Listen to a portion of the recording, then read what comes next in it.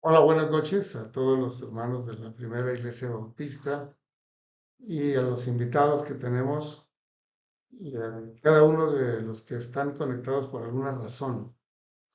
Este es un mensaje devocional que la Primera Iglesia Bautista produce todas las noches. A las 9 de la noche usted puede conectarse y escuchar la palabra de Dios, que esa es la intención de nuestro corazón y la intención de Dios, que todo el mundo conozca su palabra y su buena noticia, porque es la única buena noticia que existe en el mundo y para la eternidad es la palabra de Dios.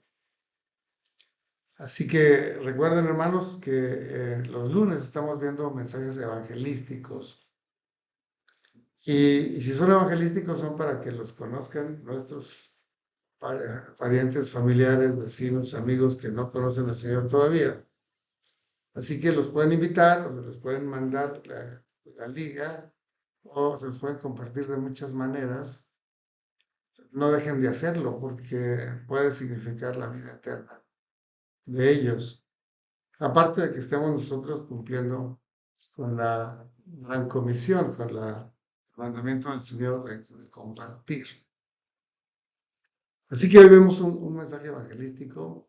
Recuerden que el Señor Jesús vino a la tierra, del cielo a la tierra, se hizo hombre, habitó entre nosotros, cumplió la ley, vivió sin pecar y luego entregó su vida para que nuestros pecados fueran limpiados. Esa es en esencia la verdad del Evangelio. Pero el Señor estuvo por aquí trabajando duro. Su ministerio en la tierra fue intenso. Trabajó desde muy temprano hasta muy noche. Y en su trabajo era localizar personas y llevarles un mensaje, llevarles una invitación. Claro, esas personas tenían necesidades físicas, tenían necesidades económicas, tenían necesidades sociales, tenían necesidades espirituales sobre todo.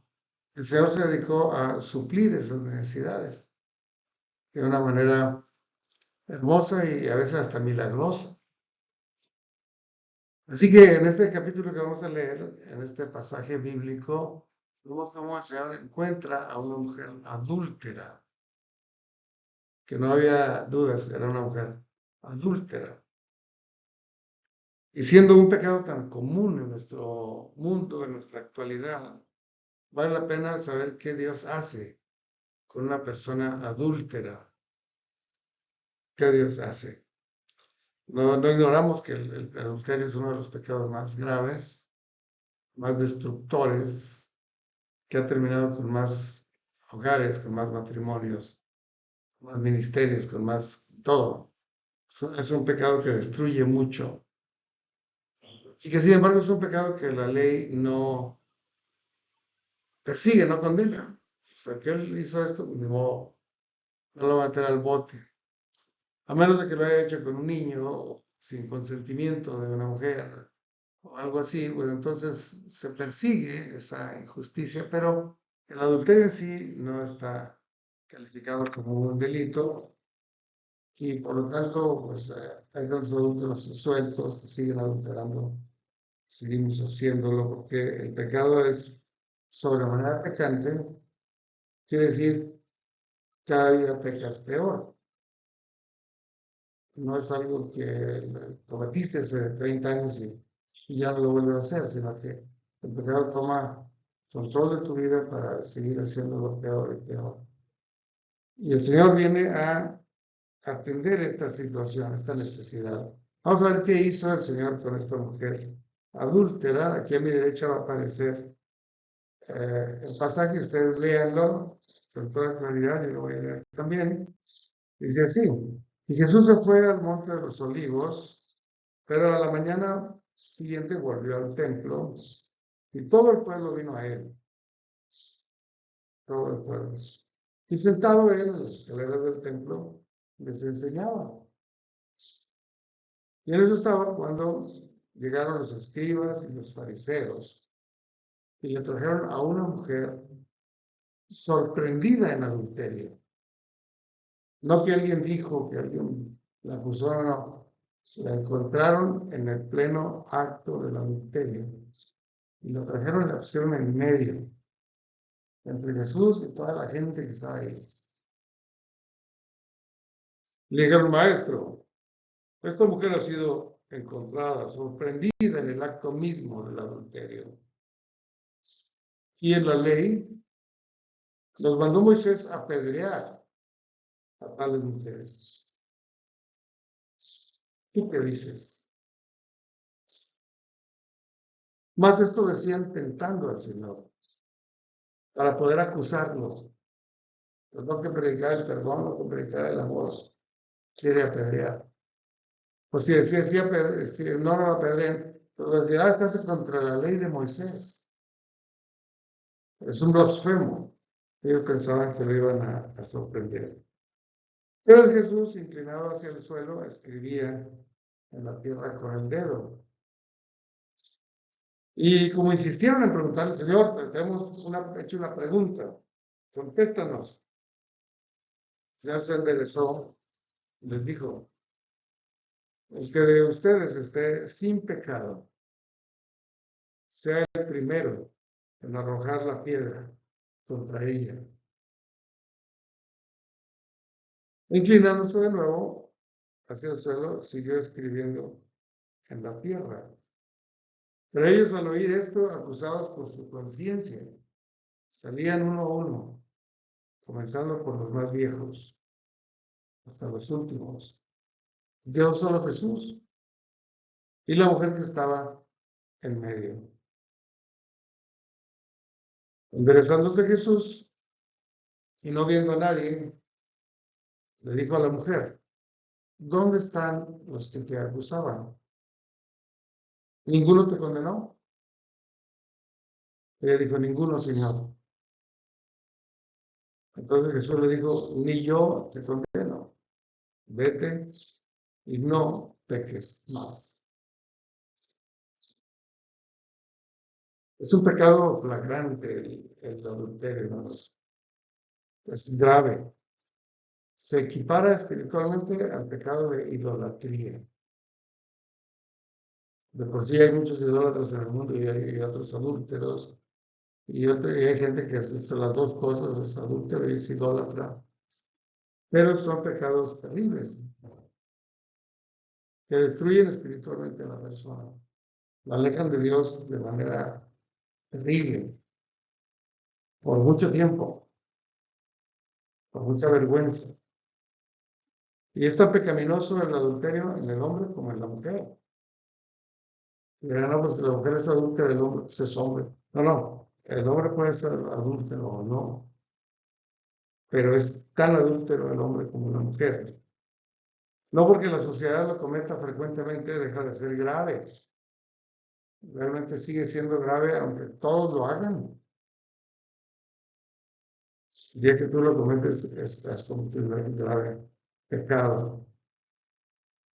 No porque la ley de México no lo penalice, pero no está penalizado, deja de traer consecuencias funestas a la familia, al matrimonio, a la sociedad. Cualquier otro pecado es fuera del cuerpo, dice la Biblia, pero el que adultera contra su propio cuerpo peca. Estamos hablando de contagios, estoy hablando de enfermedades venéreas, de transmisión sexual, estoy hablando de embarazos no deseados, estoy hablando de muchas cosas terribles, de mucha vergüenza social. Hasta los artistas famosos, que sabemos que son bien adúlteros todos, cuando descubren el adulterio de su esposa, se van al divorcio, así les cueste 80 millones de euros. ¿Por qué un pecado que cometen todos los días les llega a producir tanto daño? Porque es un pecado grave. Aún para ellos es un pecado grave. Ya no digamos entre el pueblo santo, y no digamos delante de la presencia de Dios. Es un pecado grave. Ahora, el hecho de que la ley de México, las leyes de México no lo condenen, no lo procesen, no digan, no, pues se metieron, estuvieron con sentimiento propio, pues ya, no hay nada que perseguir. Pero la ley de los hombres que no condena, la ley de Dios sí condena. El séptimo mandamiento dice, no cometerás adulterio. Este mandamiento está entre los 10 principales mandamientos de la ley de Dios. Y es precisamente el número 7, que tiene mucho significado bíblicamente, ¿no? Es un mandamiento muy importante, no cometerás adulterio. Y en Deuteronomio 22 dice, si fuere sorprendido alguno, acostado con una mujer casada con marido, ambos morirán. El hombre que se acostó con la mujer y la mujer también. Y así quitarás el mal de Israel. La ley de Dios sí prohibía el adulterio y sí condenaba el adulterio con muerte. Ahora, el hombre ha sido incapaz de cumplir la ley. Es decir, fallamos en una cosa o en otra o en muchas. Esa es la calidad humana, la calidad de un hombre carnal, de un hombre sin Dios. No podemos cumplir la ley de Dios. Y menos si no la admiramos, menos si no conocemos a Dios ni lo respetamos, pues hacemos lo que sea. La mujer sorprendida fue traída para ser apedreada. Y parecía que era un acto de justicia. Esto la sorprendieron, bueno, pues tráigansela y que la apedreen, ¿no? La ley de Moisés sí lo dice.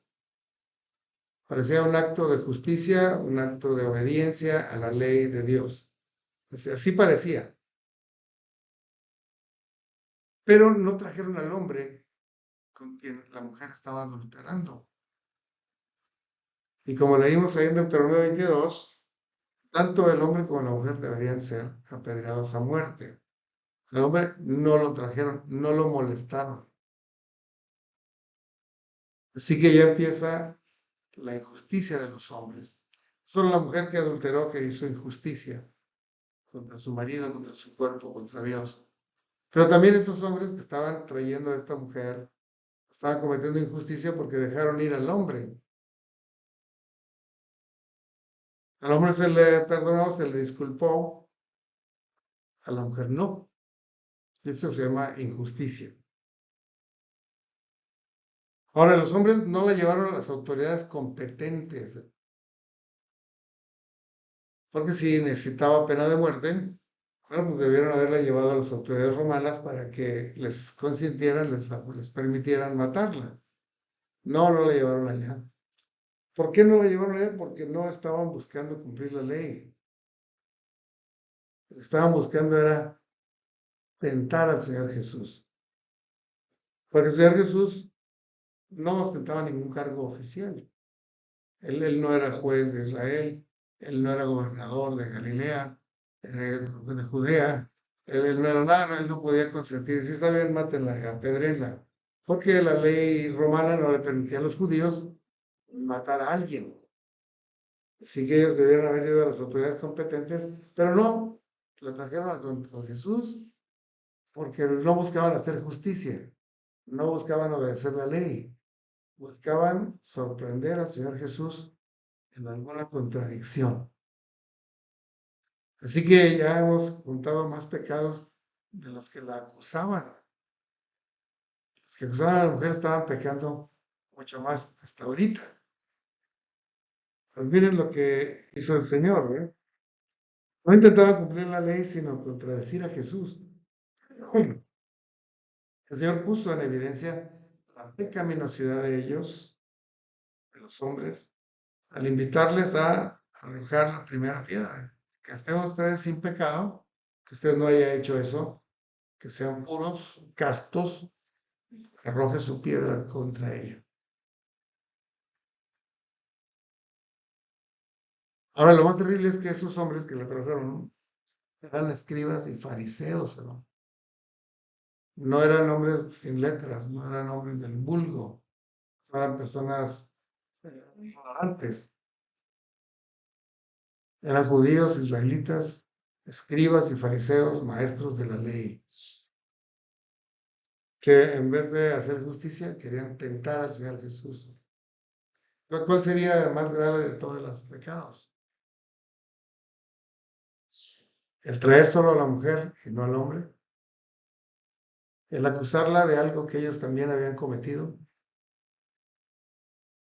el tratar de tentar al Señor Jesús, el no obedecer la ley llevándolas a las autoridades competentes, por haber cometido adulterio muchas veces, ¿no? Porque seguramente por eso se les cayeron las piedras de las manos, que no, nunca habían guardado su pureza.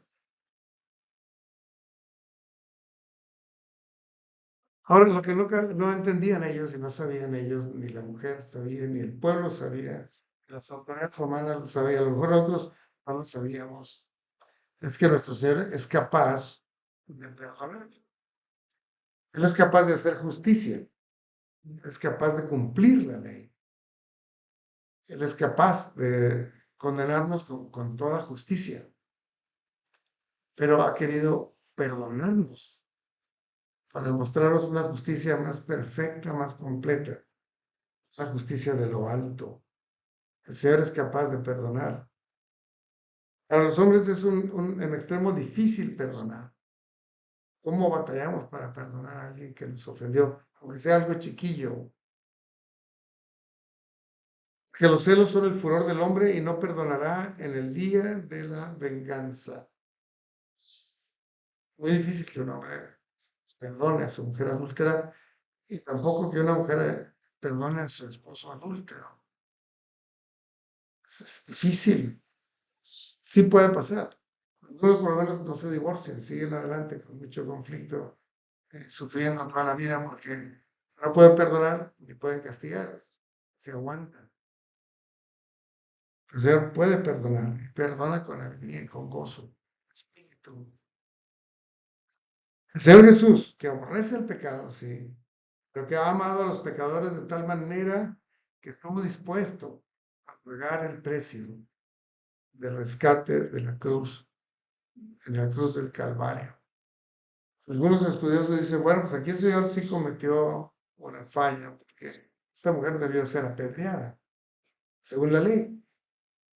Y si el Señor Jesús dijo, yo no te condeno, vete, entonces violó las escrituras el Señor Jesús al no apedrear a esa mujer. Pero se equivocan ignorando la palabra de Dios y su poder.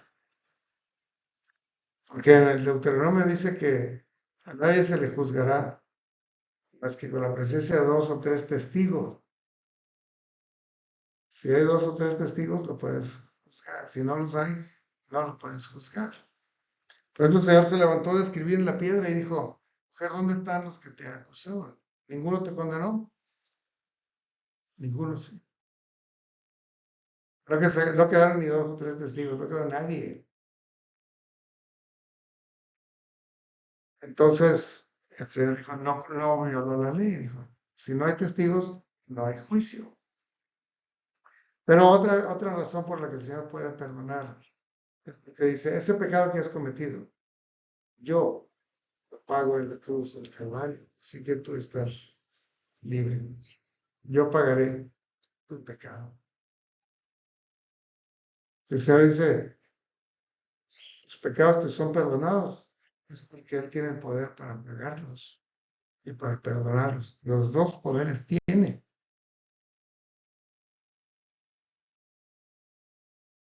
Y no solo perdona y ya, no pasa nada, vete, olvídate de eso. No, no, no es así. Porque muchas veces piensa uno que el perdón es impunidad. Si no, pues no lo condenaste, pues que va a quedar impune ese tremendo pecado. Pero no queda impune porque el Señor lo paga. El perdón del Señor no solo paga nuestros pecados, porque Él los paga, sino que también nos limpia de toda maldad. Cuando el Señor perdona, reconcilia y restaura y limpia el pecado que hemos cometido. Lo limpia de tal manera que no regrese, porque el pecado que no es castigado se vuelve a cometer y se vuelve a cometer y se vuelve a cometer. Pero el Señor limpia para que ya no vuelvas a hacer. Cambia tu corazón, te da una conciencia de santidad. Así que le dijo a la mujer, ni yo te condeno, vete y no peques más. Esa fue la sentencia del Señor. No te condeno, vete, no peques más. ¿Y qué cree que pasó con la vida de esa mujer?